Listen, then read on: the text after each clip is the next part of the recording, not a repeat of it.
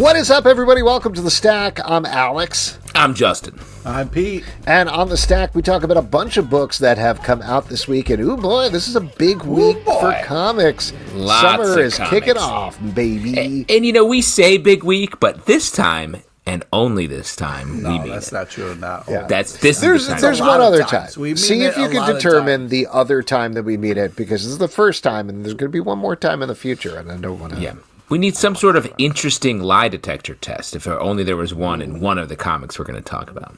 Ooh, Imperial #1 from Marvel, written by Jonathan Hickman, art by Federico Vincentini and Iban Coello. This is the first of a 4-part event series where Hickman and company are remaking the cosmic Marvel universe. This is very similar to the kickoff that he did for the Ultimate Universe, where the idea is they sort of set the tone for the thing with a short series, and then they're going to spin off, presumably, into multiple other series that we don't quite know about yet. But this kicks off with a big, and I should mention spoilers for all of these books that are coming out this week right up front, but this kicks off with a big death of the Hulk's son. No, not that one, the other one.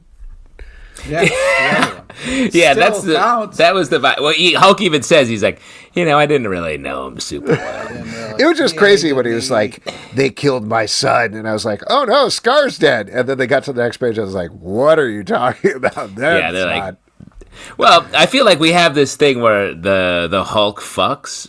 Like, there's like Old Man Logan, he's got like hundreds of kids. And it's like, oh, okay. I guess when he's just out of his main element, he's just making babies. 100%.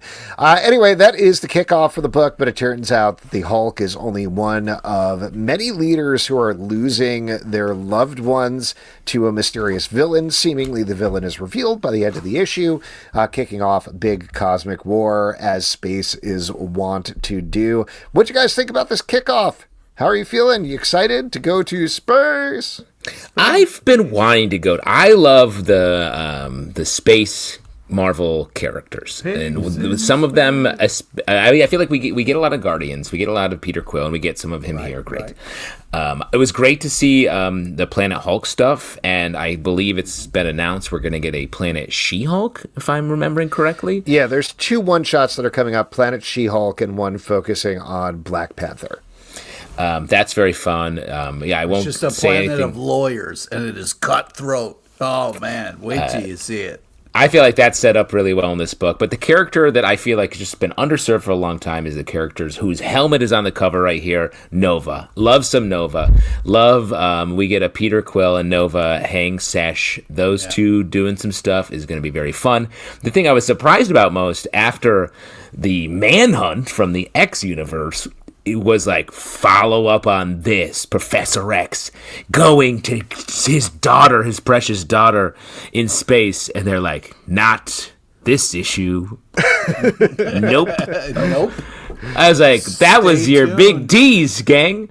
Do you know what surprised me? And this isn't anything new, so I shouldn't have been surprised about this, but the amount of Earthlings that are in this, like just human beings from Earth specifically, to the point that I was like, let somebody else speak. Like, the only main character in this entire issue, I think, who is not specifically a character from Earth who happens to be in space, is Peter Quill's father, and Jason, and most specifically, like, he is best known for coming to Earth and having Peter Quill. So, like, I understand we live on Earth, and that's part of the reason that that's central here, but I think it was the point when Peter Quill went to the bar, is like, Richard Rider, what are you doing here? And I was like, you're both from Earth. Just go do this on Earth. Why is this a cosmic event? I want to see a couple more aliens. Well, Alex, you ever bump into people? Gladiator get involved, some Skrulls, something like that. Here's the thing. A lot of those, they're like, whoa, we gotta talk about the Skrulls of the Creed. Very specifically. Who's fun? Hulkling and who's Wicked. fun? You want to see Guardian? He sucks. Deathbird. Guardian sucks. I thought we get some Supreme Intelligence. Come on. I thought this was. Well, sorry, Pete, but Alex, when you bump into someone from Long Island when you're somewhere else, you're like, hey, look at us. Yeah, I know, but and Pete, Rochester, don't tell me, Pete, you're gonna bump into someone from Rochester. You're not gonna be like, look at us out here. Here's the thing, though. If it's like I'm bumping into somebody on Long Island, like on Long Island, fine. But if I'm in Italy and I see somebody from Long Island, we are not the most interesting people there.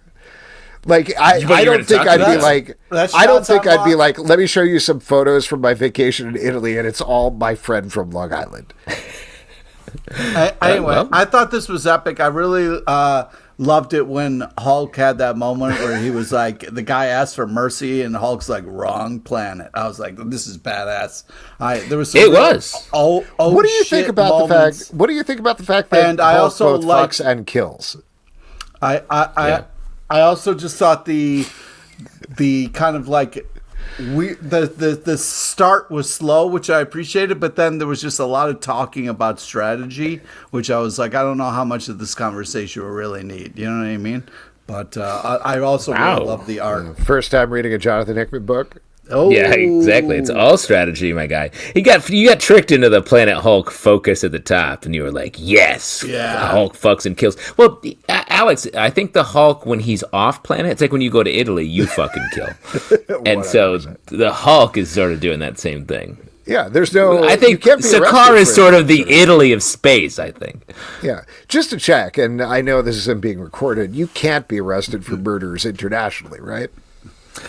There's a lot of spy culture built around that idea, yes. Right, international waters, I know. Diplomatic immunity. Yeah, exactly. That's something I think you can say. I think you can just say that, I believe. Yeah.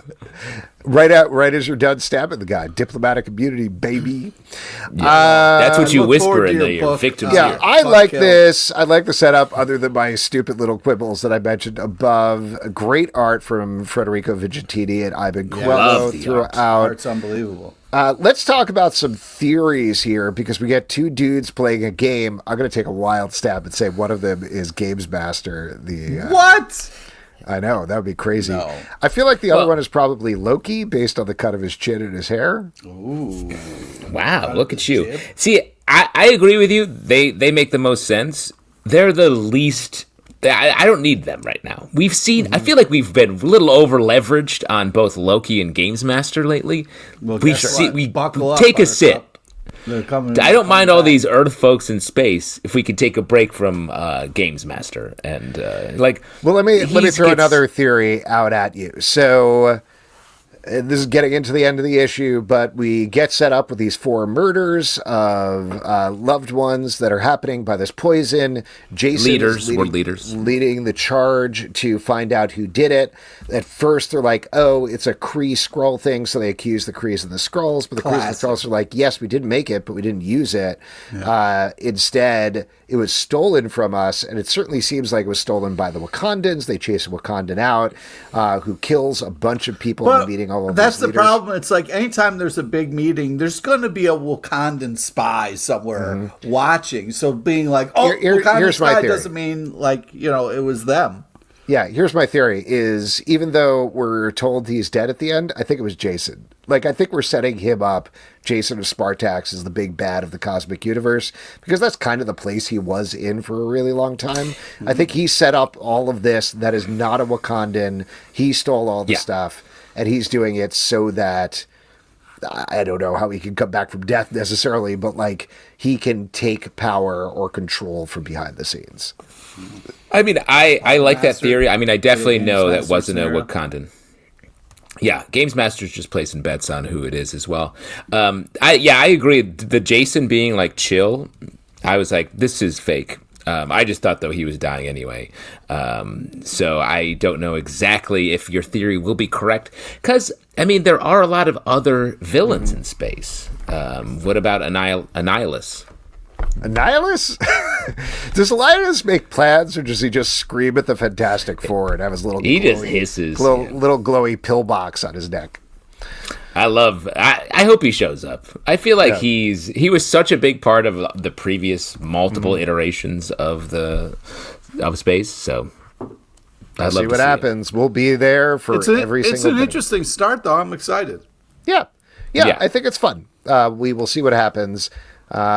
Justice League versus Godzilla versus Kong 2, number 1 from DC Comics, written by Brian Buccellato, art by Christian Duce. This is the sequel to the hit series of last year, 2 years ago, whatever it is. This time, Task Force X is coming straight for the Monsterverse, and we're not quite there yet, but we are headed mostly to the Monsterverse, where the previous one was mostly in the DC universe.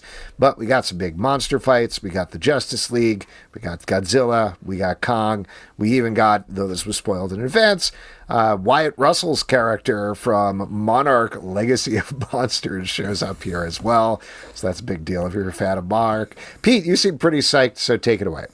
Yeah, I thought this was a blast, seeing, spoilers, but the King Shark getting kind of like blown up to be able to fight Godzilla. That was just awesome. That was fun. I thought that was a cool idea and well executed. So I was having a blast with this.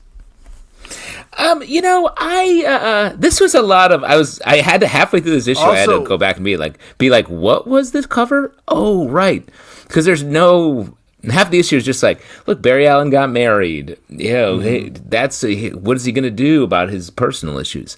I feel like the first series had a similar, like, and I accept credit as being great, a nice part, and I feel like they're doing the same thing by maybe running this secret identity thing throughout. Just in this issue felt a little more discordant, where it's like, Barry Allen's getting married, and it's like, and King Kong's pissed! Watch out! So, I don't know. Yeah, King Kong, he usually stresses about gifts, for big events. Well, he loves little blonde girls, so he was probably pissed at Barry getting married. Plus, he can't fit into his monkey suit, as they say. I think this was a fun kickoff. I don't know if Barry marrying Iris works as well as the tension between Superman and Lois did in the first series. So to your point, Justin, it felt maybe a little repetitive, but the Task Force-esque stuff is very fun and gives this a needed bit of levity, because the way the Justice League is in this universe is they're very serious pretty much all the time. So fun seeing them, fun seeing some Legion of Doom characters as well. I wish that reveal at the end hadn't been spoiled, because when they got there, it was like, and I'm Lee Shaw. I was like, all right. Sounds yeah. Good. Well, also, it was kind of crazy, the oh shit moment when Waller got shot. I was like, oh. You must have loved that, Pete. It was fun. Yeah. Well, and I will say, this is a separate continuity. They already horribly killed Guy Gardner in the first series, so anything could happen here.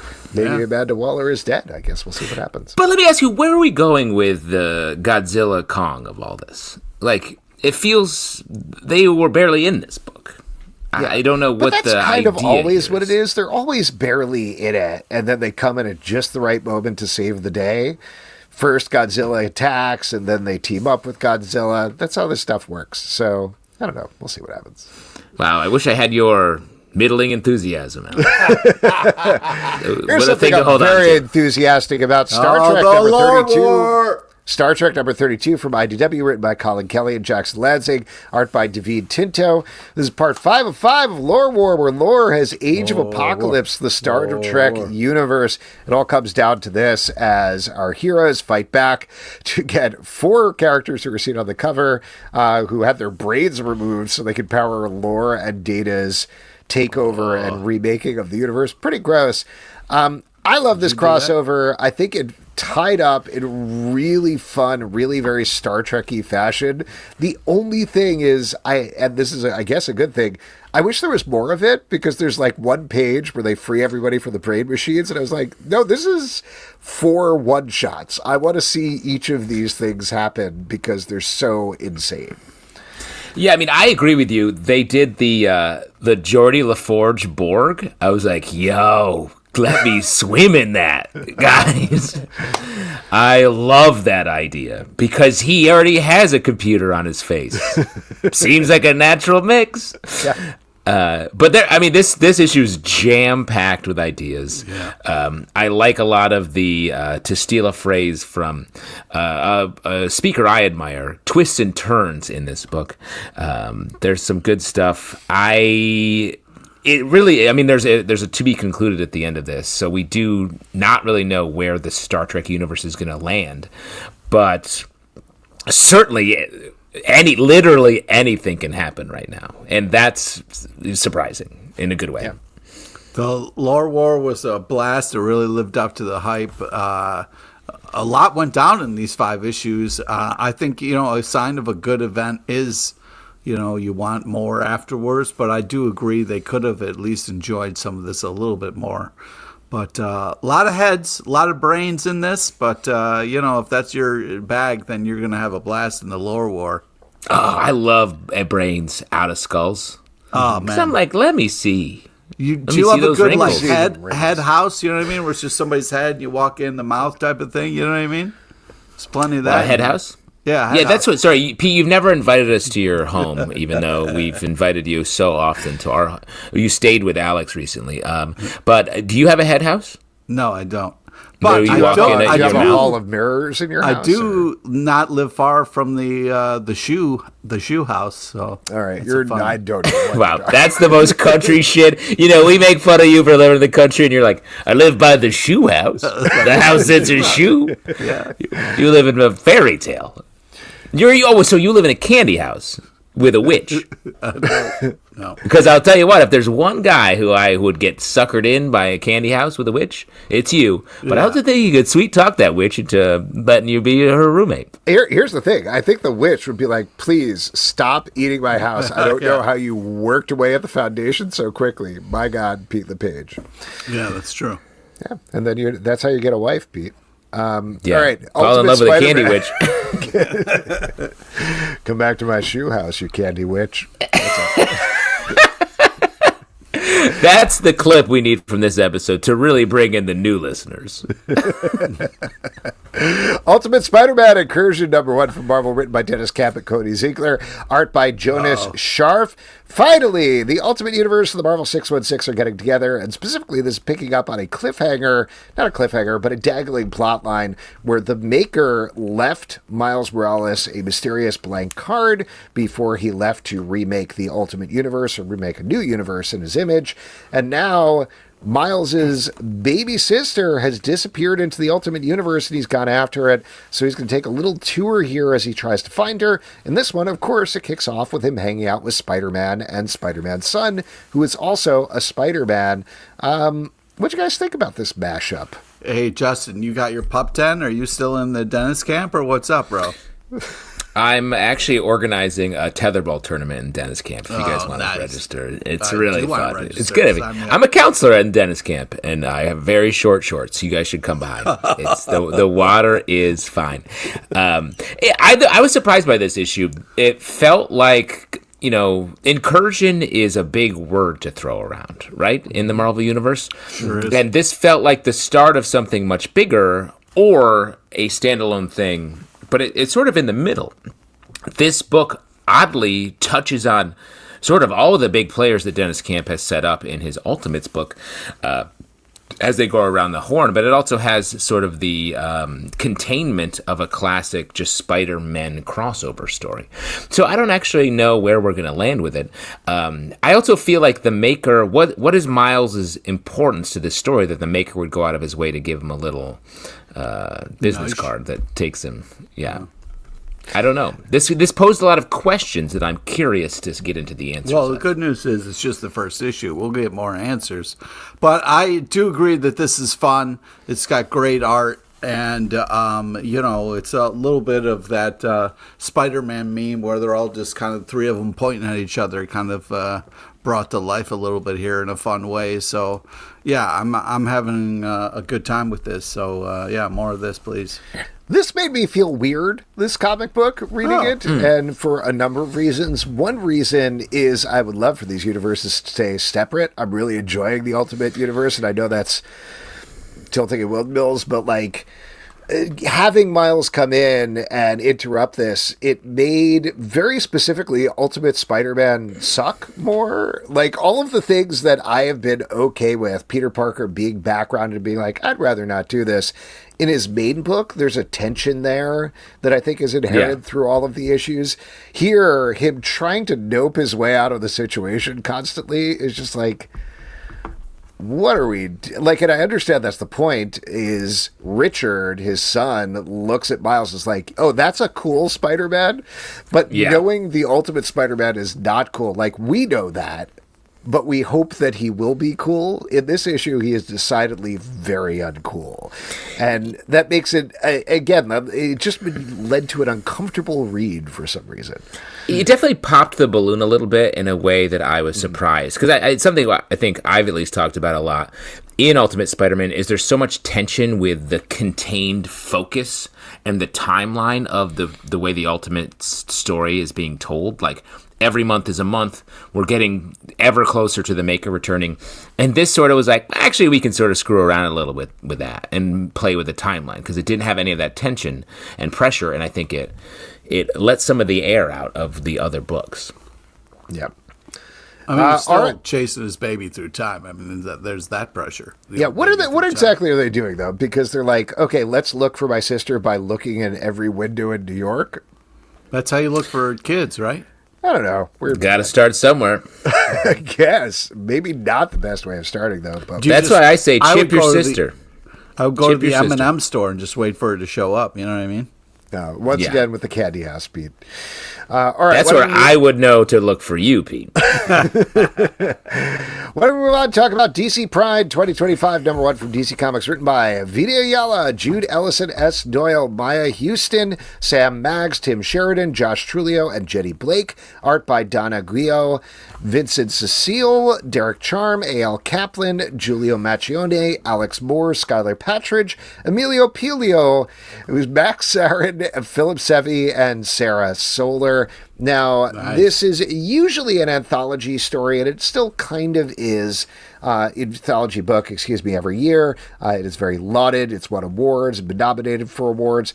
This year, they're telling sort of one story framed around Alan Scott and his lost love, as seen in the excellent Alan Scott, the Green Lantern series, where they're going to a LGBTQ plus bar that is going to close down. Back in the day, Alan Scott and his lover had etched a heart in there, and it started a whole thing where people started drawing on the wall. They go back and visit it, and it sets off this magic spell that starts to suck all of the LGBTQ plus members of the DC universe into what they wanted their lives to be like back when they put their symbol or name or whatever on this wall, which I thought was a really neat, interesting conceit. There's also a fantastic backup story by Jenny Blake, who recently came out as trans, that is beautifully drawn and made me cry. I thought it was absolutely wonderful. But overall, wrapping up my monologue here, I thought this was another absolutely fantastic one-shot. Well, and I agree with you. I loved every bit of this, and the way that they keep elevating this anthology series in sort of like you said, they're winning awards. They don't need to take a step and try stuff out, but they do here. And I thought it really worked. I loved the way the different art styles still worked together and give them some dimensionality, but really it all had its flow. Even the sort of like, there's some disparate art here. Like the Harley story is like your classic Harley art. And it still all just really worked because it felt like everything was a reflection of the character. And I don't know, I thought it was great. And I just love the way that this is such a showpiece for all of these great creators and characters. Yeah, I agree. This is really impressive. It also speaks to the preparation, the coordination that goes into this event, and the fact that they were so well coordinated to have this, all these stories tie into this one story. It's really impressive and well planned out, well executed, and it really reads in this comic. That's a very touching thing to see all these different kind of people and the way they're kind of touched by this place and where it brings them and all this stuff. It's very powerful and cool, and it was just such a great kind of idea for all these stories to be told in such a cool way. Impressive artwork as always, but yeah, just such a cool idea, and then used really well with these characters to kind of like bring it all home. It was impressive. Individual shouts to the Joe Green Lantern story, the Renee Montoya story, and Alan Scott as the anchor for this has just been coming off of the series that Alex mentioned. It's really working. Yeah, and I just want to add on, because I 100% agree with everything you guys are saying, that particularly right now when a lot of companies are minimizing their Pride presence or backing away entirely, the fact that DC just jumps in with this anthology, particularly this year, with their whole heart and a whole PR muscle behind it and everything else, is just absolutely wonderful to see. This is a lovely issue where it could have just been like, yeah, we're telling John Kent's story and a question story, enjoy, and that's not what it is. It's the exact opposite. Yeah. It's maybe the best issue that came out this week, in an issue of in a week with some really fantastic issues. So shouts to DC for doing this and putting this out and really making this a wonderful special highlight of the year. It's incredible. Next up, The Sixth Gun, Road to the Six, #0 from Odie Press, written by Collin Bunn, art by Brian Hurt. This is bringing back the team's lauded supernatural Western. And oh boy, there's a lot of stuff going on in this issue. Yeah. Six Gun started as like Supernatural Gun and got crazy complicated by the end, even as it continued to be really interesting. So it's very interesting to jump back in this world, but it, despite being a 0 issue, it really does not give you a lot of room to be like, I expected it to be like previously on the Sixth Gun, and that's not what it is. It's like, you read all of Sixth Gun, let's go. Let's go. But I will say I don't have the memories of the Sixth Gun stuff that we read to be like, I understand this. But I still followed the story, and I really enjoyed the progression and sort of the vast sweep that this issue encapsulates, while also jumping around a fair amount. Yeah, it definitely jumped around. But I thought, even though it was a 0 issue, I was really impressed with all that went down in this issue. There was a ton of action. We got a ton of story. I was really impressed with all the information and stuff that we got, that I'm excited for what's to come. I think they did a great job of building it up. The only issue I have with it is I feel like it would be a great #1, and weird that it's a 0 You hate issue. the number 0. Yeah. A 0 is just a 1 that's trying to hug you, Pete. Huh. You ever thought about that? This is the first of many books by Collin Bunn that we're going to have in the stack. Yeah, we should have a bun section. You know what I mean? Just tons of buns. We're doing a bun run. Bun run. Ooh, that's good. I was going to say, just to mention specifically, though, I thought Brian Hurt's art was great in this. It was really nice to see him back in this world, because all of his characters' designs are like just on the edge of cartoony, but still so clean and intriguing. Yeah. The action is good. Great to be back in the world of the Sixth Gun. But what about the world to come in Marvel Knights? The World to Come, #1 from Marvel, written by Christopher Priest, art by Joe Quesada. This is the return of the Marvel Knights imprint with a story that kills Black Panther on page 2. And that's just the very beginning of the story. It jumps all over in time, all around whatever the world to come is. We don't exactly know after the first issue, but it shows the lead up to the death of the Black Panther, the repercussions of that later on. What do you guys think about this, about the return of Marvel Knights? It's a big swing. You know what this reminded me of? It's like Nights, where you were like, hey, we have something that's very popular, but like, let's try to change it and see if anybody notices, but still try to keep the same thing. I don't think they were worried about anyone noticing. Oh, you really? Didn't they fight vampires in Baywatch Nights? It was all supernatural stuff. Was it? Can you imagine what they still were happening thinking? at a beach? Can you imagine what a time? What a time to be making television where they're like, and this is when the lifeguard fights the vampires, and then the next day he goes back to his job at Baywatch, regular. This reminded me of Marvel. This is like basically Marvel Knights Ultimates, like the original Ultimates. It's very like just the titling, the type of big widescreen paneling that's happening, the art and writing feels a little bit in that world of like, keep up with us, we're moving fast. These are characters you know, but they're in a completely different way. So that's cool. I love a big swing like this. It's hard to because of the nature of the time dashing that's happening, there's a lot of interesting information, but I don't quite know how it connects to each other quite yet. Maybe will be much easier to parse like as we're going forward. But yeah, this is there's just some absolutely beautiful panels here. I'm looking at one on page 16. Page 16, bro. Yeah, you know what I'm talking about, Pete. Yeah. Sweet 16. That's really good. The reveal at the end, I'm curious about, but otherwise, so that's having what I'm waiting fun. to talk about here. Did we just kill off Black Panther so we could put a white guy in charge of Wakanda? Like, is that what's happening? Well, I think that's what is happening, and I trust Christopher Priest to be like, hey, I'm going to dig in on this real hard. That feels like, dare I say, the point of this. Yeah, dare 100%. I say, is that fun? I think it's fun. I don't think it's supposed to be fun. I think it's supposed to make you think and be provocative and push your buttons and make you upset. Like, I think you're supposed to... They spend a lot of time on Black Panther being with Storm and then with this new woman that he marries and they're having a kid. But how does he have a son who is Caucasian? We'll find out. That certainly makes things very tense and weird and interesting. Well, they make a lot about Black Panthers making mistakes, and especially in relationships in this issue, and I think that is probably where we're going in an interesting way. I will also give a shout out. I thought Joe Quesada's art on this was great. Like, so good. Really... honestly, I was a little worried because, Joe is really good, but like he hasn't done ongoing issues that I know of in a really long time. And there's always a worry with somebody who was so strong back in the day coming back and doing something like this where you're like, it's not quite the same.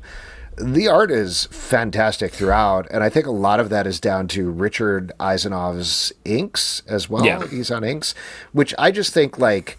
I've kind of forgotten Joe Quesada and Richard Ivanov, I feel like, are this pair like Frank Miller and Klaus Janson, where they just work perfectly together.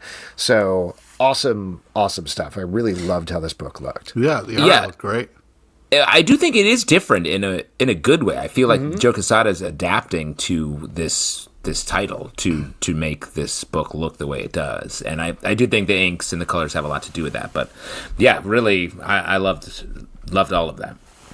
Absolute Superman, number 8 from DC Comics, written by Jason Aaron, art by Rafa Sandoval. We are back in Smallville as Lois Lane and Jimmy Olsen separately are trying to track down Superman, while also a souped-up Peacemaker is on his tail as well. Pete, I know you've really been enjoying this title, so what do you think about this issue? Yeah, this was, first off, intense cover. This is awesome. What an ending, too. This Lois Lane is also a badass. What? But yeah, love the action, love the story. This is just kick-ass, great art. I'm having a blast with this. This is fun. Enjoying the twists and turns, as Justin likes to talk about. That's the thing Pete says. What do you guys think about how Superman in the Absolute Universe is sort of scooped up Ra's al Ghul? I thought that was Ben Savage for a second. Agree with that. Yes, but he's very large. He's a very beefy Ra's al Ghul. And he's doing Vandal Savage stuff, talking about being alive for thousands of years and beating the shit out of people. He's definitely also technically Ra's al Ghul's whole thing too. You know what I mean? But Vandal Savage is like he's in a suit and he's like, I'll wreck everything, and then he does. Ra's al Ghul is usually standing there being like, interesting detective. So it's definitely like Vandal Savage behavior from a Ra's al Ghul. But I don't know why they didn't just use Vandal Savage, a much more Superman-y choice. So interesting Stream Crossing. They couldn't get him, schedule. What did you think about Ra's al Ghul turning a soldier into a baby and then throwing the baby off a balcony? Oh, classic. Just Are you the pro classic. that? Pro. Yeah, classic baby tossing. You know what I mean? The old, I wish I had a son. Yeah. Yeah. I think there's a mystery. There's a bit of a mystery there. Do you think the implication is the baby got thrown down and then hit somebody in the head, right? No. Well, no, I think somebody I says. think the indication is like that the next window down they make mattresses and they throw them out the window. Oh, Rachel could toss the baby into a mattress factory. Yeah, exactly. Yeah. Oh, that's a nice way to look at it. I think the person screaming, oh my God, is perhaps the person who sees a baby. I don't know if it's a catcher. It's a witness. Now, just question. He tosses the baby into the mattress factory, right? At that point, are you like, oh, phew, the baby's safe, and then the camera zooms out and it says combination mattress anvil factory, and you're like, oh no! Why do they work together? That's opposite industries, different materials. How does the infrastructure work? Is what they would say.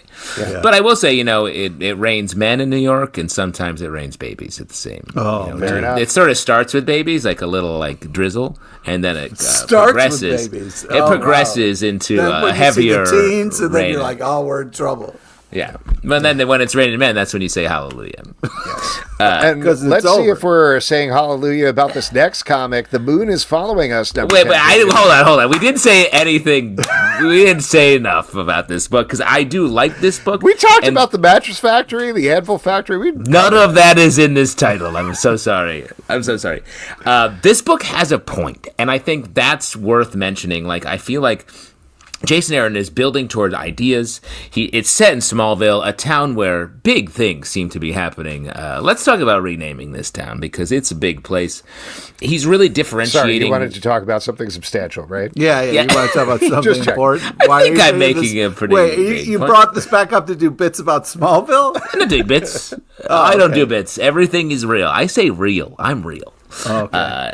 I do think, though, that like this absolute universe that Jason Aaron is plotting speaks to our universe, the reader, in a great way. Agreed. The Moon is Following Us, number 10 from Image Comics, written by Daniel Warren Johnson, art by Daniel Warren Johnson and Riley Rosmo. This is the final issue of the tale as the parents of a small kid named Penny try to rescue her from her dream state, or does she try to rescue them?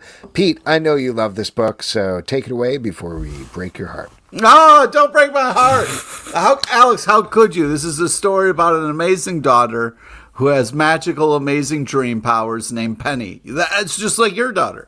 I just think that this is a very creative, magical book that is just artistically impressive, gets you in the feels. I've been super, super impressed with this.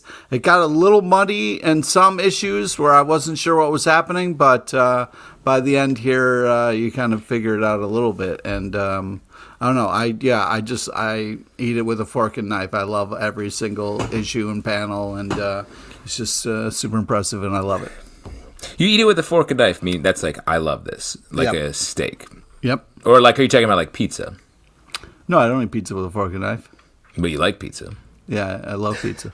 Okay. Just trying to get to the bottom of my man, Pete LePage. Right. The thing with this book is I stand by what I've said maybe the last 6 issues. Like, there are good ideas here. The art's fantastic, but it's just a little wobbly. I think reading this last issue, it feels like the idea for this book, if I could put an organizing principle around it, is we think we save our kids, but our kids actually save us. Yeah. In life, in our regular human life, and that is like what this you're fantastical completely story. Against that. I love that idea. You don't think there's any validity to that? I think that's a great idea. You hate your children, and they don't enrich your life at all. No, I feel like when I threw my kid out the window of the skyscraper, and they were able to grab onto that mattress and anvil, I knew that they were ready to be raised. Yeah, but I think that's a great idea. It's just, it got a little off course, and the way this book ended, I was like, oh God, what an unnecessary gut punch to have happen here. And the dad storyline, I felt like unnecessary gut punch. The way the last like 5 pages, I was like, ugh, harsh. And I think you didn't want anybody to die. You thought it would just be. No, I didn't need to. The message doesn't have to be built around the idea of the death and the dark storyline that was the dad's story. I don't know how that fit with the central idea that I just named. And maybe there was something else that the book was going for, but I don't know. It just felt like there was just that little extra thing that offset what I really liked about the book. I just felt like it jumped around too much in time towards the end of the issue. Like, the first half of the issue was fine. I thought it was probably Riley Rosmo's best art in a couple of issues so far. It was much clearer in terms of the action. But then we start jumping forward in time as soon as they had to exit the dream state, which just felt hard to follow what we were getting towards. Did we start with the moon is following us thing? Like, literally with, or is this the first time? Because the last page ends with. I think this is where the landing. Yeah, I don't remember it earlier on. But I would also say, like, they have all this sort of messaging about, like, parents and kids, but then you have this other sort of evil parent trying to rescue his kid, and he gets his face ripped off. Then there's no good thing that happens. There's no lesson. Dreams inside of dreams in this book. Yeah. I'll just say that it started with a really simple concept, and it had, like you said, some interesting ideas throughout, but it had too many ideas going in too many directions and couldn't quite bring them together. I'm sorry that you didn't like the homage to Face Off in the middle of this, but that's I love the homage to Face Off. Thank you. I thought it was great as well.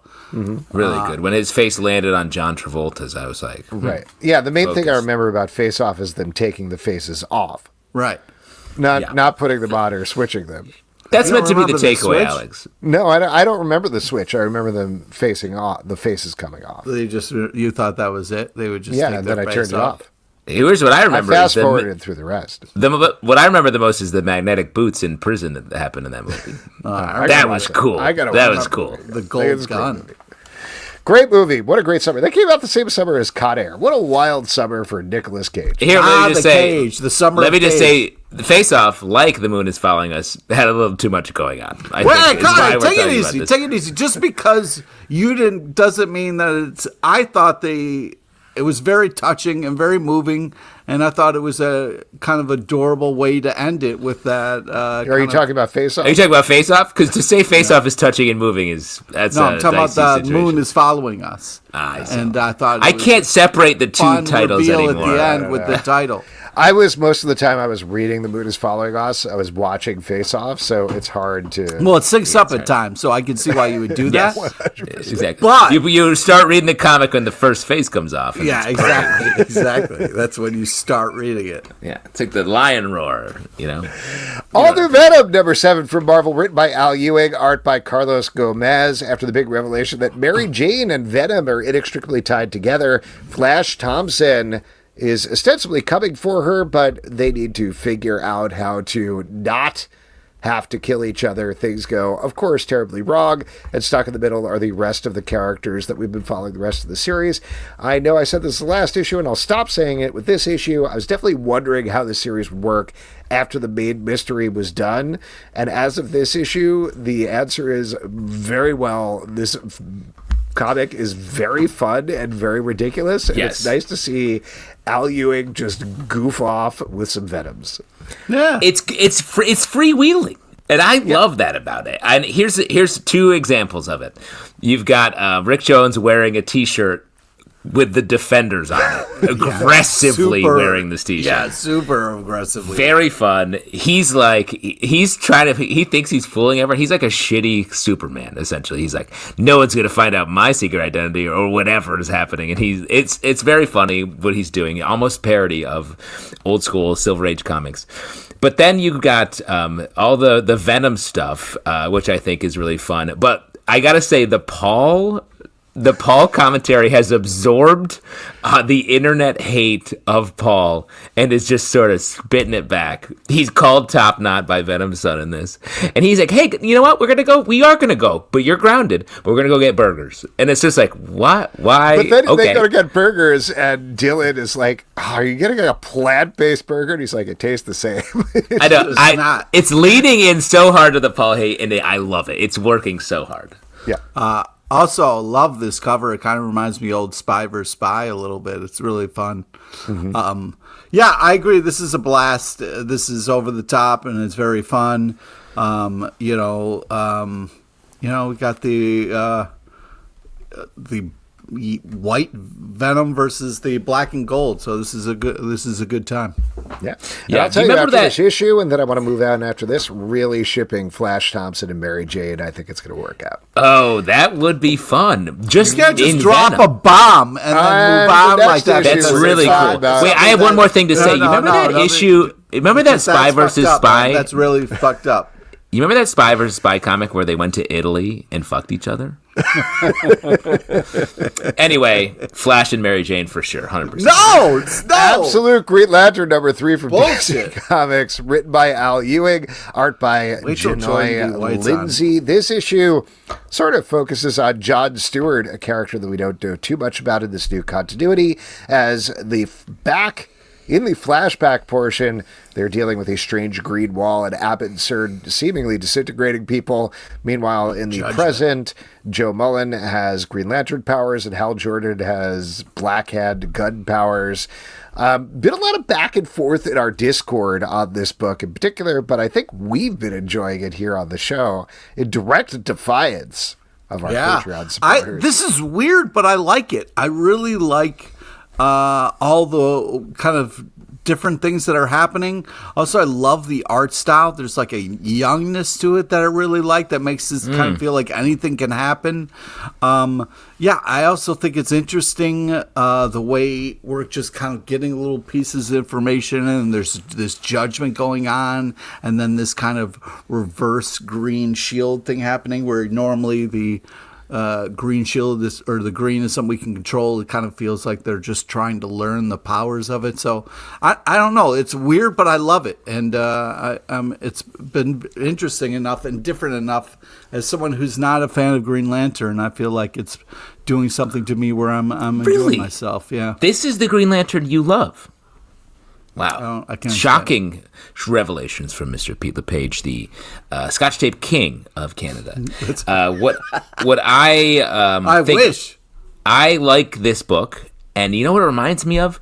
Is sort of the more coked up novels of Stephen King. Dude, it's some of the like a lot's happening. It's moving like a little too fast. Like when they're like, hey, look, yellow stuff, gold stuff flows through the green shield, and then the alien's like, hey, I'm gonna kill you. What? It's like what? Why? Right? And then the alien floats away, and he's like, okay, and we all move on. It's so ominous and weird, and the placement. That's what there's something. It's good. Stephen King is a good call because it's small town horror mixed with people on the road with good and evil battling for control. So yes, I think you're 100% on the mark about that. Pete, like you were saying, I think the art that Janoy Lindsay has here, and we've been setting it before, is very manga influenced. And I also think, by the way, I did not realize we had Al Ewing back to back, so my bad there. But we have Ewing block. Ewing block. This is a very different Al Ewing than the other book because I think what he is going for is like a manga chapter pace more than anything. Like interesting. Yeah, it's the sort of thing that I think might read better to folks in a trade volume just because we're getting these little bits of first Hal and then Joe and now John.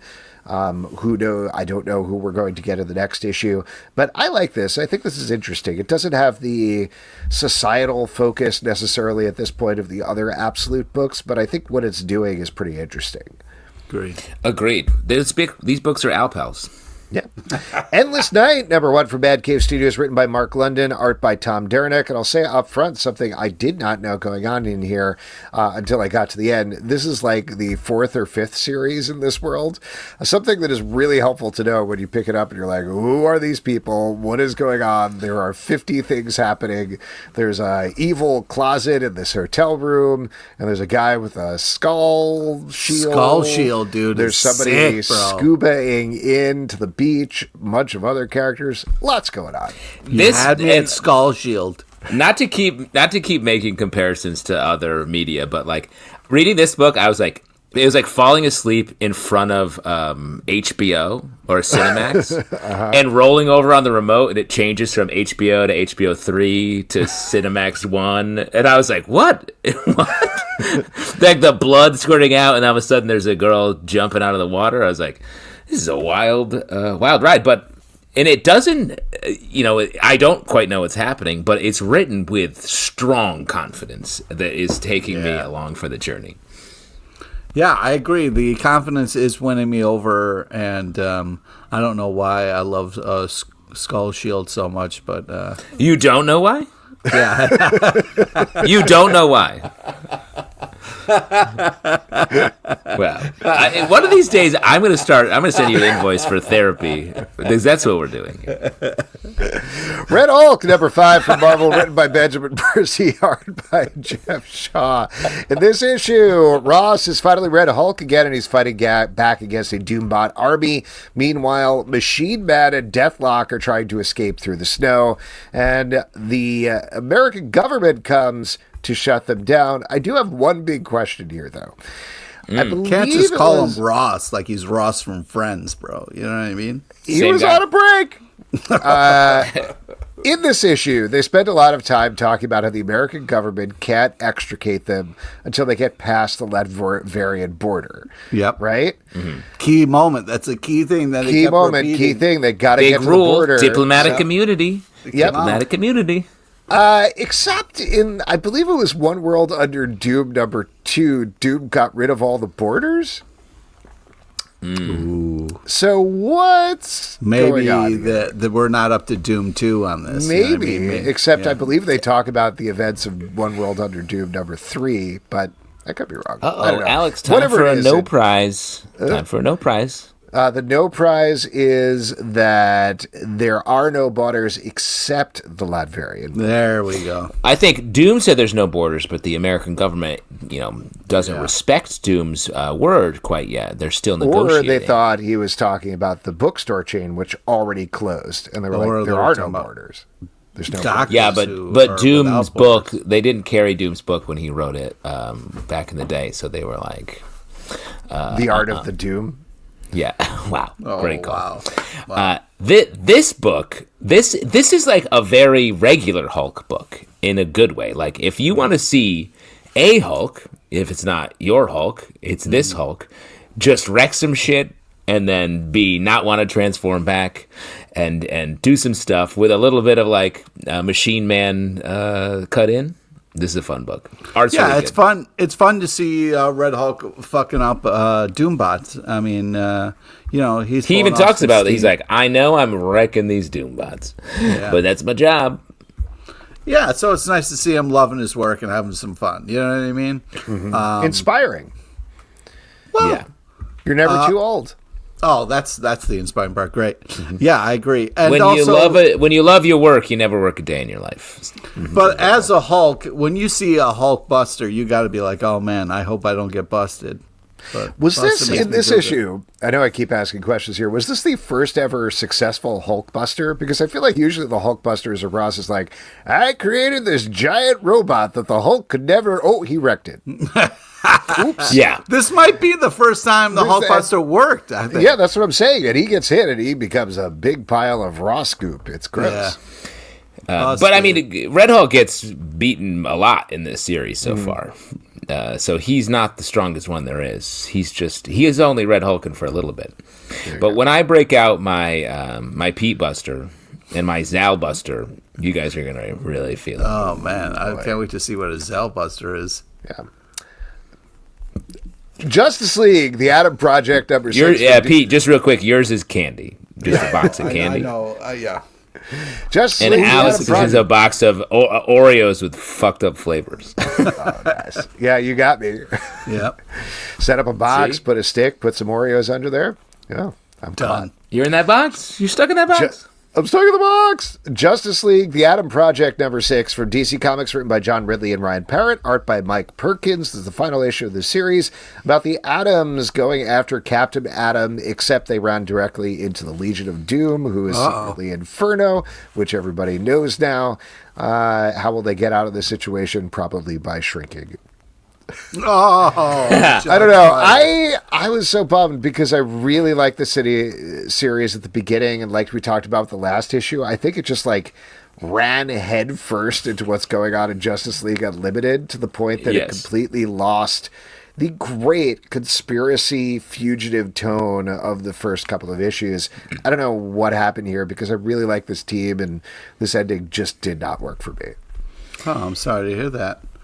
Yeah, I agree with you. It felt like a nice little corner of the all-in DC universe.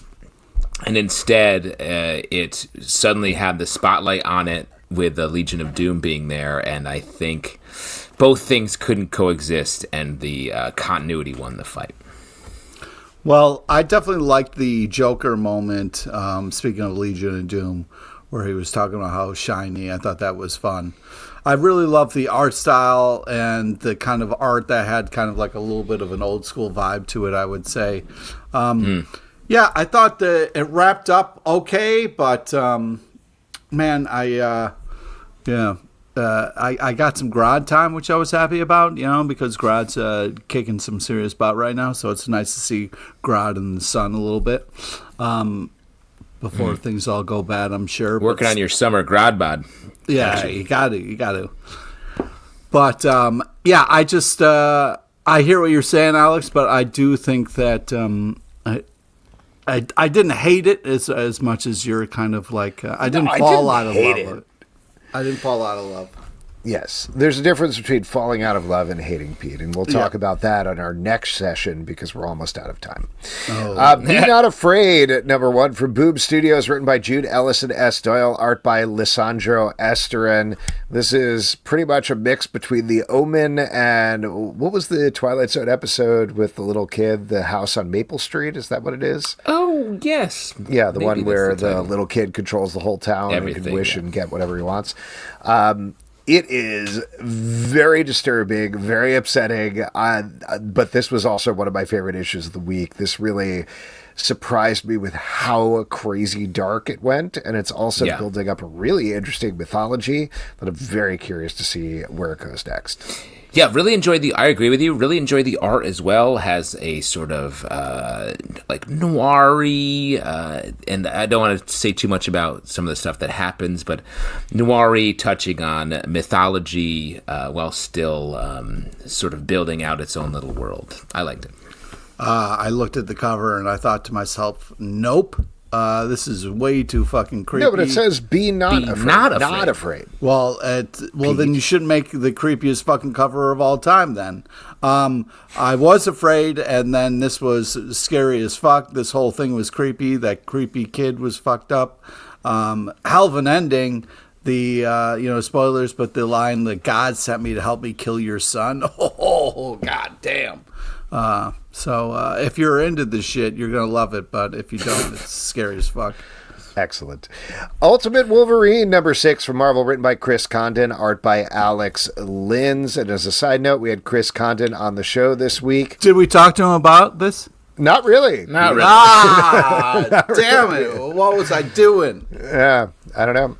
We like Wolverine. Yes, we were keeping the conversation focused on notes from The Fallout, which is its new title that's coming up in a couple of weeks. Looks amazing. But in here, Logan has been taken by Sabretooth back to the mutant resistance, and this issue is all about him fighting back to himself.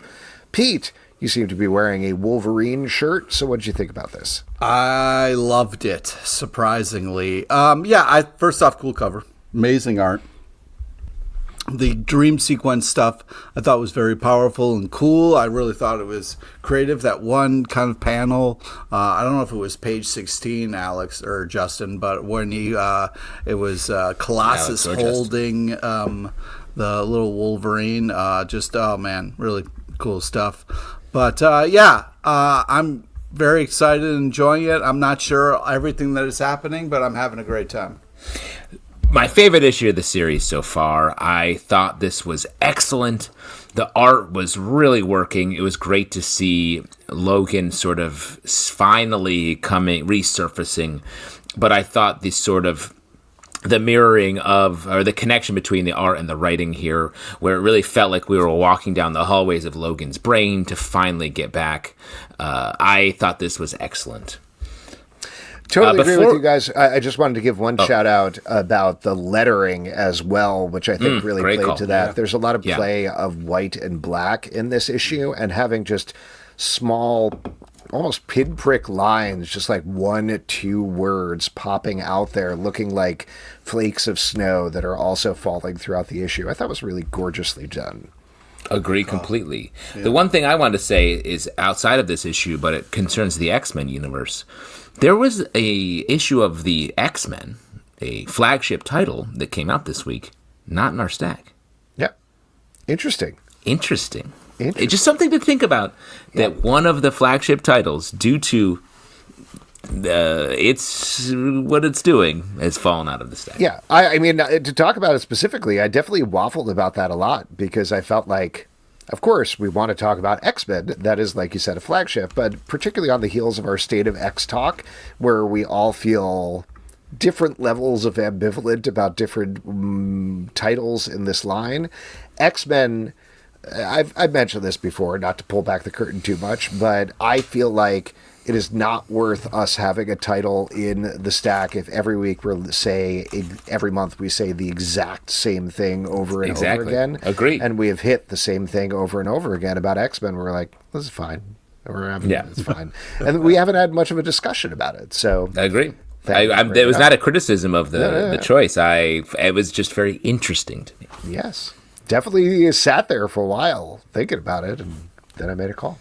Oh, wow. Well, I think you made the right call. Thanks, man. Batgirl number 8 from DC Comics, written by Tate Bromwell, art by Isaac Goodhart.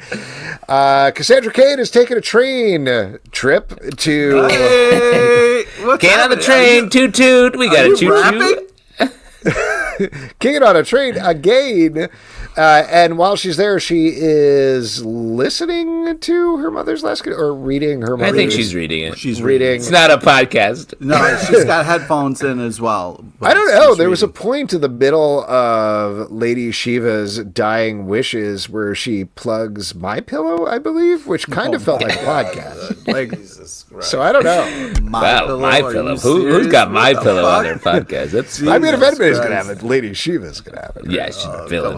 Technically villain, but I will think, Alex, you got to remember, this series is about perhaps a Lady Shiva redemption. No, perhaps. Gorgeous issue. This is Tate Bromwell and Isaac Goodhart have worked together on a bunch of stuff. Cover. The Something is Killing the Children universe. They've done stuff there. They also worked together on the Adventures of Christopher Chance. Oh, that's what is good. The name of that? It was, The Oddly Compelling Adventures? Oh my God, why can't I remember this? This is a very long title. Anyway, they've worked on that together, so they're a good team who knows what they're doing, but it gives it this very storybook quality throughout that I thought was really lovely. The Oddly Pedestrian Life. Thank you. Yes. Yeah. Christopher Chaos, that's what it was. Yeah, Christopher Cross. Christopher Cross. Sailing it was chaos trying to figure that out. This continues to be a blast. I never thought I would have so much fun watching someone read, but this was just really impressive. Well, there's a lot more going on than she just reads at the very beginning and the very end. Yeah, I know. I'm making a joke. But I do think that this is great to spend so much time in kind of Batgirl's not only head, but kind of backstory and finding out all this stuff about these characters. It's really going to help moving forward with this character. So I'm having a blast on this train ride with them, just learning more as the train moves forward in life. Wow, what a philosophy. All aboard the Cain train.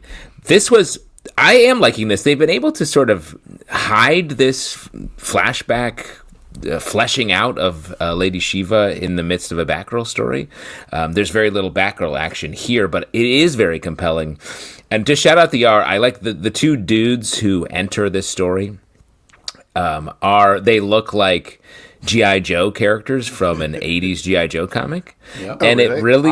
I thought Street Fighter. I think Street Fighter was the other comp. They look like, like a Ken and another dude, yeah.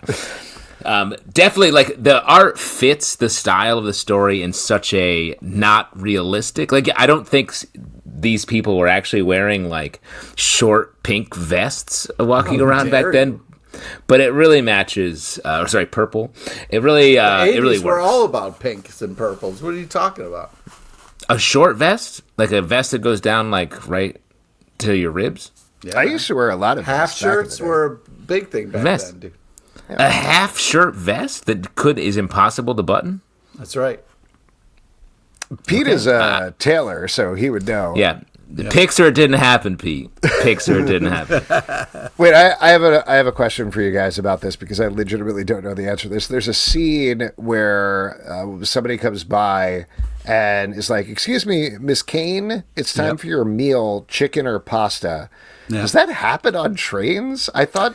Yeah, long trains, you get meals like they bring to you? Really? And I agree with you, Alex. I think this is like an airline thing that is being maybe ported over to a train. I've never been on a train, especially not in America. Oh. Yeah, what is it? So it's like a car, but you can't turn? You can't turn. Someone else drive it, right? I can't imagine. Do you get to drive the train? Everyone takes turns? Of course.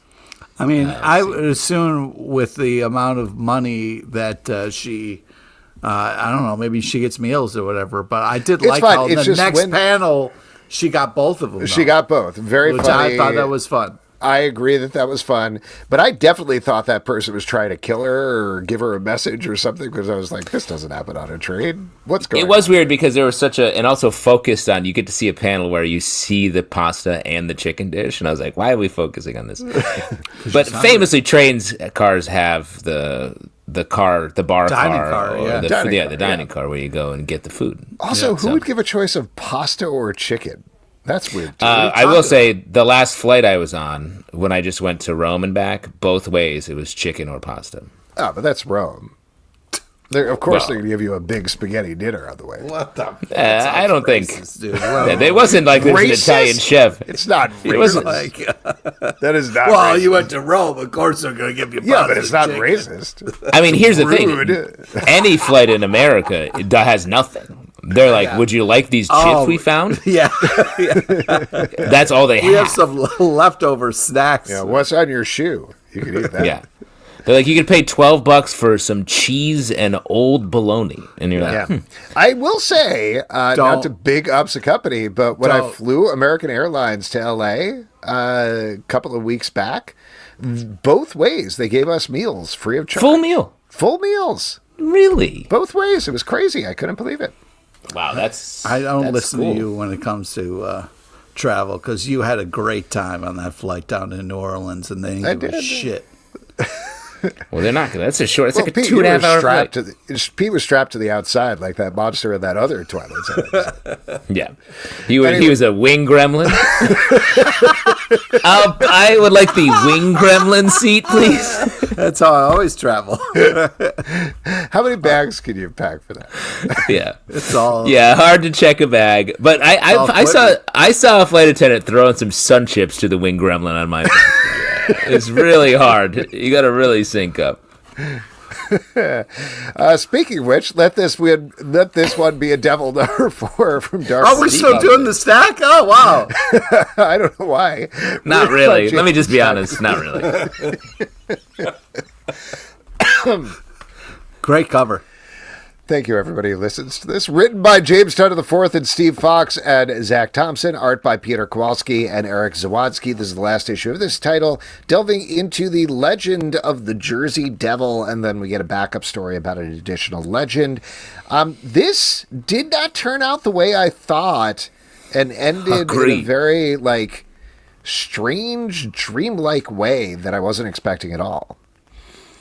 This whole comic felt a little bit like a dream, and it's fine. But you were in this comic because the guy makes the joke about being a classically trained actor. You leave your mark. I did almost screenshot that and send it to you. Yes, I mean, that's what I loved that, but that whole first bit, I was like, what? What is this? Mm-hmm. What is this about? Being classically trained is you're always on call.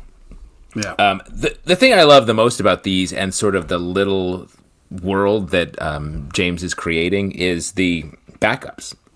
The true weird backups that were in this and in Blue Book are awesome. I want just more of this. He's creating it's not quite an anthology series, but the front backup idea is really nice. So more of this, even if the front story felt like someone describing a dream to me. Yeah, I mean, I was very excited by what was happening, but then it just turned out the devil was just kind of a mama's boy, you know what I mean? Which is a relief, I guess, you know? Well, I do think what they were trying to get at here is the idea that the legend of the Jersey Devil and also legends like this endure throughout time for a variety of reasons.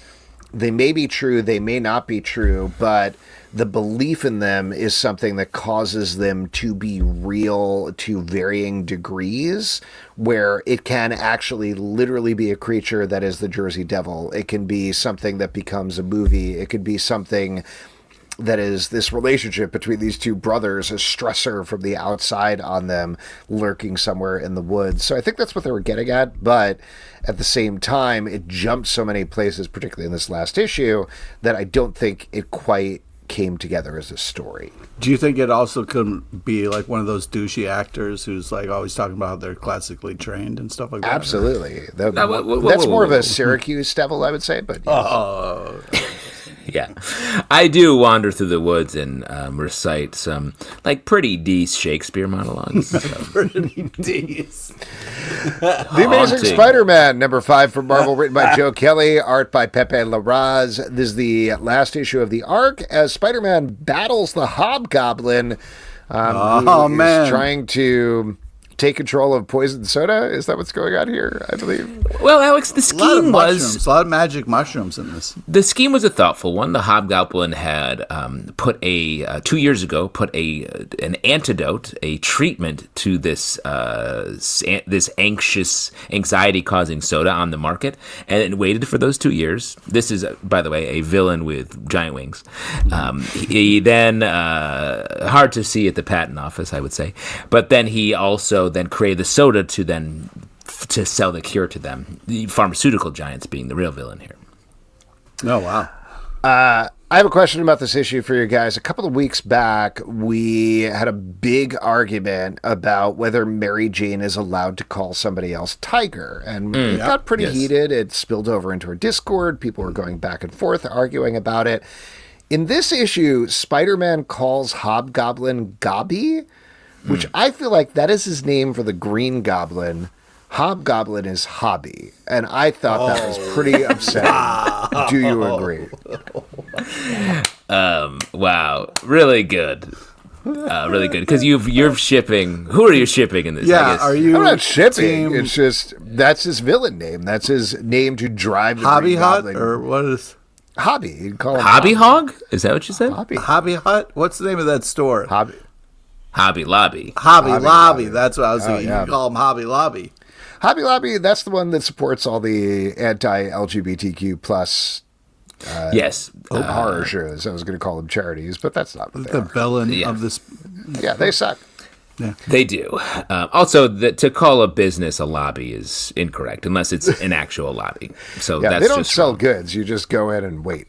Yeah, unless you're walking through a Hobby Lobby into a larger hobby store that's where you that go to doesn't wait have for a hobby because you're like, I don't know what one to pick. They'll give you one. You Now, on wait the other for hand, Gobby Lobby, very upsetting. That's purgatory. Yeah. I believe, is the Gobby Lobby. But getting back to this book, I've never been a huge hobby guy, a Hobgoblin guy. Mm-hmm. I thought this arc really used Hobgoblin well, and the art in this issue in particular was fantastic, particularly on Hobgoblin himself. I really liked the way that the story sort of pushed through the Peter's hallucinations. We settle, and the hallucinations are their memories, I guess, at this point, are much nicer. Sort of land us in this place that Peter wasn't such a goody-goody, but was, had an adolescent phase where he maybe did some bad stuff, but like made some friends and learned some lessons on his own, which I feel like we haven't really seen. Really appreciate that. And my love for this book will rest on the little words at the end on the final page.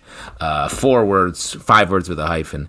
Black cat comes a calling. No, shouts. you fucking love. See you next. That's the real reason why you're. Yeah, I mean, I do agree. The art's amazing. Also, a lot of weird drug shit here, where people are like tripping balls, and then they like smash a magic mushroom in his face. The end, the whole thing. So that was a little crazy. But I was very happy that we didn't mention MJ once in this issue. So I was just like, oh, what a relief. Do you want her off the board? No, I just either 'Cause she's Venom bring her now. back. She's with Paul. You know, I Yeah, can't. you want to see Spider-Man with Shay. No, God, stop. No. It's interesting, as you're like Mary Jane Stan, but you're like, thank God she wasn't in the issue. Yeah, because they. Is it because you want to see her with Flash Thompson? No, I agree. I just leave her alone until you bring her back properly. Is what I would like. Bring her back. She's around. We She's here. talked about her like, I don't know. She's Venom. She had a sort of date with Flash Thompson. Yeah. Things are really heating up for them. Pete, where do you think they should go on their second date? They shouldn't. They should cancel it because they don't belong together. Skip I vote for Italy. I think it's funny that we talked a lot about Italy early on, and then I sort of casually mentioned that I went to Italy, and nary a word from you two. We only talked about my plane food. We didn't want to bring it up. We don't want to get you in trouble with the law. Yeah, exactly. I don't No, know I'm saying where it's safe things place. stand with the new Pope and you. Birds of Prey number 22. Oh, Pete's ready to move on. Birds of Prey number 22 from DC Comics, written by Kelly Thompson, art by Sammy Basri. The birds are under attack by a mysterious enemy, and they're trying to figure out who it is and why in this issue. Meanwhile, Barda is missing, and by the end of the issue, another member of the birds crew may be taken out. I really love the amount of danger that the birds are in here. They feel over their heads in a way that they haven't felt this entire series, and that's a hard place to put a team like this in. And it's been a slow creep up to that, I feel like. The pacing on this series is so nice, and really like slowly building the tension while still having some fun to relieve the tension, but it's still creeping up behind the scenes. Fantastic. Yeah, the crazy last panel, amazing art and action. This continues to be so great and fucking exciting. Yeah, this really delivers. This book does such a great job of maintaining such an impressive momentum and story. I'm having a blast with this, and I'm a little worried about our team. Buried Long, Long Ago, number 2 from Bad Cave Studios, written by Anthony Cleveland, art by Alex Cormack. Back in the day, this mom killed a bunch of men to take their money and their possessions. She has 3 daughters, and they're very reticently helping her take care of the murders. Meanwhile, there might be a horrible supernatural entity outside their house, and that continues to build in horror this issue. We had Anthony Cleveland on the show a couple of weeks back, so you can check out the interview on this book. But Justin, what did you think about this one? Yeah, I'm enjoying Justin. this. Lots of blood and squeezed up bodies. But this book does a great job of letting us really ride with the kids as they encounter some like innocuous scary things, and then some legitimate horrifying things, and then the central figure, the mom, who goes from plotting to horrifying over the course of this issue, and I feel like every issue. Like, things were bad in the first issue, things are worse now. It's hard to tell what's going to happen to our fam. This is just too scary to deal with, and then the whole shitter scene in itself was just insane. So You're talking about an outhouse? yeah, the outhouse. That was like a scene out of the poster. I mean, for outhouse is Ghoulies. already scary. I mean, you can't, you know what I mean? Jesus. When was the last time you used an outhouse? Like, I'm not talking a porta potty. I'm on a true outhouse. I don't know if I ever have, bro. Well, you own your own house, so you can just go wherever, right, Pete? That's right. Every room's an outhouse. I got bad news, Pete. A lot of those rooms are in-house. You don't poop in-house. How about you, JT says? Hey, I'm a country boy. I grew up on a well water. Like, I know my way around an outhouse. Yeah, I'm not. The question was, when was the last time? So that's what I'm asking you. Fair. I used one, I think, last summer. What? They're around. Yeah. Porta potties really took a lot of stole the thunder of the outhouse. You guys are better. Do you in think most the outhouse ways. industry gets together and like, what are we going to do? Outhouse industry. It's Describe to me one employee of the outhouse industry. Well, there was Diamond Outhouse Distributors recently went bankrupt, so I don't know what's going to happen with that. I don't think they're going to recover. A lot of scandal involved there. Well, yeah, my LOS, local outhouse shop that I visit every Wednesday. Can you please bag and board this?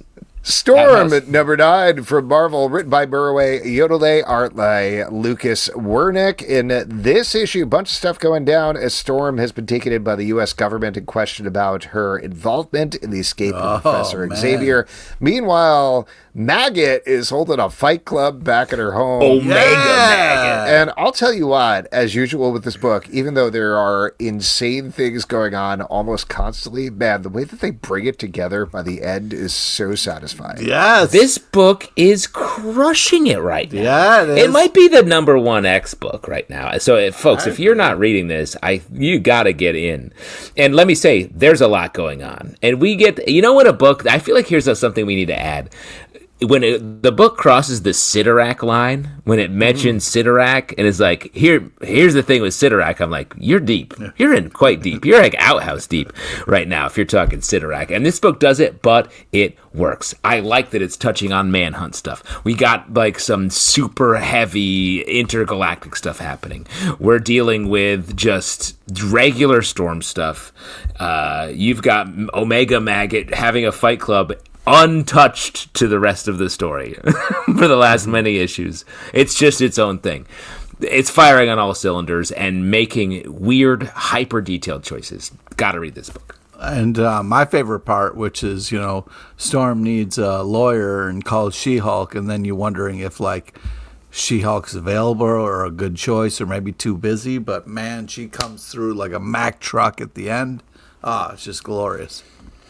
Poison Ivy, number 34 from DC Comics, written by G. Willow Wilson, art by Maurizio Takara. Poison Ivy is under attack in the marshlands, and it is up to Janet from HR to try and help her, even though this is Janet's fault. And she musters an army to come and save her, though things are not completely resolved by the end of the issue. Another great issue of this title, and I want to say, based on our conversation about X-Men, this is a book that I feel like every issue, this is really good, but it is really good. I don't know. I was going to say, where's he going with this is another one that I waffle about because I'm like, we don't necessarily add too much to the discussion other than this is really solid every month. But this one, there is a ship here with the Janet from HR and Croc, and this is essential for their relationship. This is hard. Killer Jock. Here's the thing, though. Isn't the central relationship of this book Janet and Poison Ivy? Yeah. No, the central relationship is if Croc and Janet from HR are going to last, because this relationship. I think the answer is a strong no. I mean, they hooked up for a couple issues. I mean, the end of this issue is bad news for their relationship. Also, Janet's straight up dying. That's been the story, and Croc is dragged out of there. But one thing different I would say about this is that, I do enjoy this. This issue in particular, the fleshing out of the larger ensemble characters in this, I was like, look how big this book is. It's taken on a little bit of a fairy tale idea. This issue in particular reminds me of Fables in that it's super wide cast. There's a little bit of magicality happening with the way that Janet gets back to Gotham. And everyone is it's a chessboard that everyone's sort of moving around. So if you're a fan of Fables and you're for some reason not reading this, I think get into it. Yeah, Jump Scare number 4. Also awesome. It is great. Jump Scare number 4 from Dark Horse Comics, written by Cullen Bunn, art by Denny Luckert. I think this might be the final issue of this. I'm not 100% sure, but it takes place in a world where there are these creatures called Leviathans that give people weird powers. Most people have turned into horrible monsters, except for our titular character, Jump Scare, who can channel weapons from her favorite scary movies.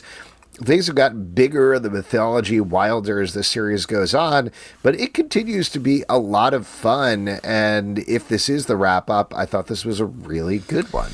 This is a fun bun run that we're on right now. Yeah, it's a fun bun run is what I was going to say. You were going to say those same words? Yeah. I guess we'll never know. And if this is the last issue, it's set up to tell more. Hold on. Before anybody gets upset about this, before we did the show, You guys wrote down what you were going to say, and you put it in an envelope. So now it is time to open those envelopes and read what you said. I will. Okay. All right, Pete, do you want to read yours first? Yes. I would like to go on a fun bun run. Oh, wow. All right, Justin, what did you write down? I said chicken or pasta. I guess Pete wins this round. Yeah. All right. This is going to come back, and that's what I should have said. I'm a classically trained actor. I write that down every day. This book is going to come back, I bet. I hope this book is selling, because this book is very good. This book goes so hard and is such a fun, I say this positively, video game-esque main character who is just like locking and loading different, interesting, fun weapons, telling a story that has a much wider scope than we've seen so far, so we want to come back for more. Yeah, it's just great use of power set. I love all the layers to the story there, and then we get the fun sister twist here. So, yeah, this is the Sister great. Twister? Mr. Sister? Yeah, I just think that this is just this is a blast, and it continues to be impressive. And it's great because the main character has fun, you know what I mean? So it really kind of makes everything enjoyable. Resurrection Man, Quantum Karma, number 3 from DC Comics, written by Ram V, art by Anand R.K. and Jackson Butch Gweiss. This issue, our Resurrection Man is still grappling with the idea that the love of his life that he lived through his entire life for once has died. Meanwhile, the man who wants to eat him is coming closer and closer. Eating all sorts of stuff. Gorgeously drawn book. Very much like we said with the previous issues, playing to Ram V's strengths, which is the idea of what happens to us. Eating people, what happens to us after we die, etc. So very philosophical at the same time. And the art really reflects that. Shouts to Butch Geiss, R.I.P. This work is still coming out, despite the fact that he has passed. But I was really taken in this by the Vandal Savage and Resurrection Man as Cain and Abel, and how one was given immortal life, the other was given immortal death, essentially. And that's just really smart writing. I liked that. I liked the way it was sort of shown and not told overtly. The art is really nice. It has an old school comics feel to it with the lettering and some of the text pages you get in here. Great series. Up there with everyone's hyping New Gods for like big mythological storytelling. I think this is on par with that. Yeah, and I just want to kind of echo what you guys are saying. This is worth it for the art alone. I mean, really beautiful colors here and amazing page layouts and just so artistically forward, these panels and pages. Just such an amazing look to it. It's sad and powerful and just really well done. Plague House, number 3 from Oni Press, written by Michael W. Conrad, art by Dave Chisholm. After a mostly botched haunted house invasion special, whatever, by a bunch of folks who do that sort of like ghost hunters thing. Ghosts and death have started to spread out all over the United States. We get a big revelation by the end of this issue about what is going on with some weird deaths. What'd you guys think about this one? Well, this was really tripped out and creepy as fuck, and but tons of action, and I love the art and some cool fight stuff, but I'm not really sure what's going on or how much I'm able to kind of really process. I mean, there's so much going on here, and all of it's interesting. It has like sort of gothic noir horror fantasy elements all sort of smashed into different scenes, and our main character, it's hard to tell if he's like someone we can really ride with in this, because he's ostensibly doing the right thing but also seemingly killing people and running from death while also courting death in a lot of ways. So It's definitely, there's a swirl of activity here, and it feels like not only like a dream, but a fever dream. But maybe I have that fever. Oh. Secret Six, number 4 from DC Comics, written by Nicole Maines, art by Steven Segovia and Cian Torme. In this issue, our team is escaping from Silver Banshee, and we're also going back in the day to find out what went wrong between Catman and Deadshot. Blood feud, yeah. Yeah. That's it. That's what happened. That's blood feud. What do you think about Catman with his little claws? I don't love this costume. Like, they have a flashback showing him in his old costume, the one that he wore during the Gail Simone Secret Six run. Yeah. And I think that's a better costume. This one feels very, like, Marvel Rivals busy to me, with the high collar and the big, bulky cut and everything. And I don't love it. He has his claws are like Wolverine's if he just popped him a little. Yeah. Like a cat. Is that yeah. I don't know. And his costume in this looks a little too, like, it looks like a sort of Wolverine, an old, like a golden age Wolverine. I don't know, the whole thing. I got a little caught up on that. And I guess I'm just not as big of a Secret Six guy as I feel like, Alex, you're our Secret Six representative here. I love Secret Six. Yeah, Pete really likes Secret Six as well. So what are you thinking about this before I go into it? I thought this was cool. I like the, just kind of like showing us a little bit of past history. It's fun, this kind of blood feud. I thought it was two interesting characters to kind of put up against each other, but great art and action. I feel like I missed something because they were like, how'd you have this falling out? And we get the flashback, and it just seems like, I don't know, they kind of bummed out a little bit. Well, but they were just, it seems like they were buddies. And then they were like, yeah, that's when I got shot by someone else. And then we lost touch. I was like, what? Yeah, so there's a lot going on in this book, and it feels like it needs to focus. That's my main thing going on right now, because there's a lot of people going in a lot of different directions. This still doesn't really feel like a team. I felt like we were finally getting that last issue, and this issue blasts them apart into separate areas.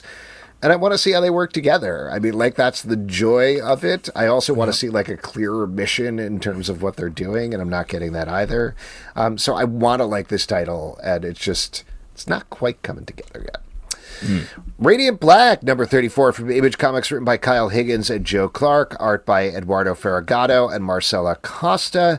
In this issue, a new villain comes straight for Radiant Black, and it's pretty devastating. He gets his butt handed to him, and I want to laud this issue for not only ramping up the danger, but also, we like this book. We've talked about every issue of the Massiverse stuff for the most part.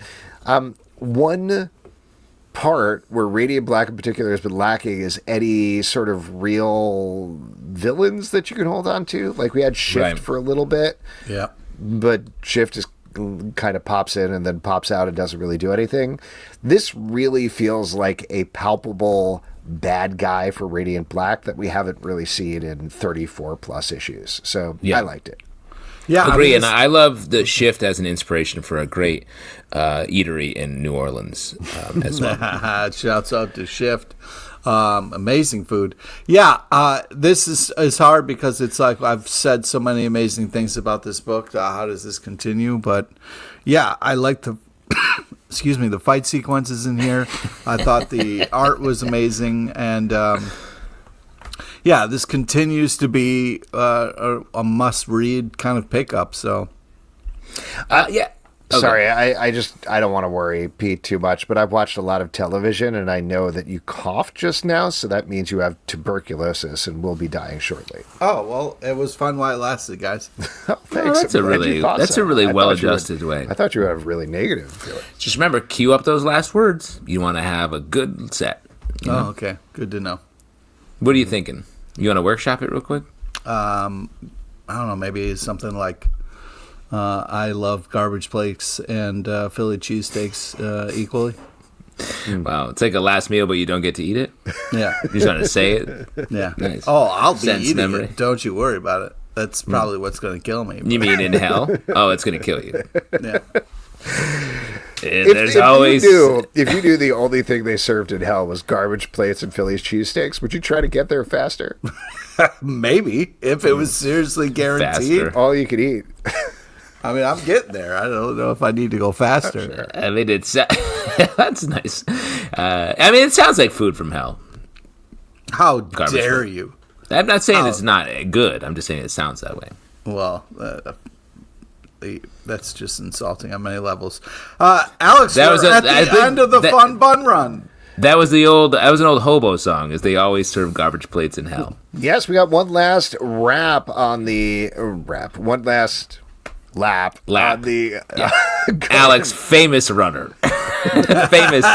Famously out there just getting his personal best. One last wrap, dropping bars on the running field, I assume. Arcana Royale, number 2 from Dark Horse Comics, written by Collin Budd, art by A.C. Zamudio. This takes place in a world where there's a high-stakes poker game where the cost is human lives and souls, and it's done by monsters. A regular human player is entering this match and getting further embroiled in the politics of this world.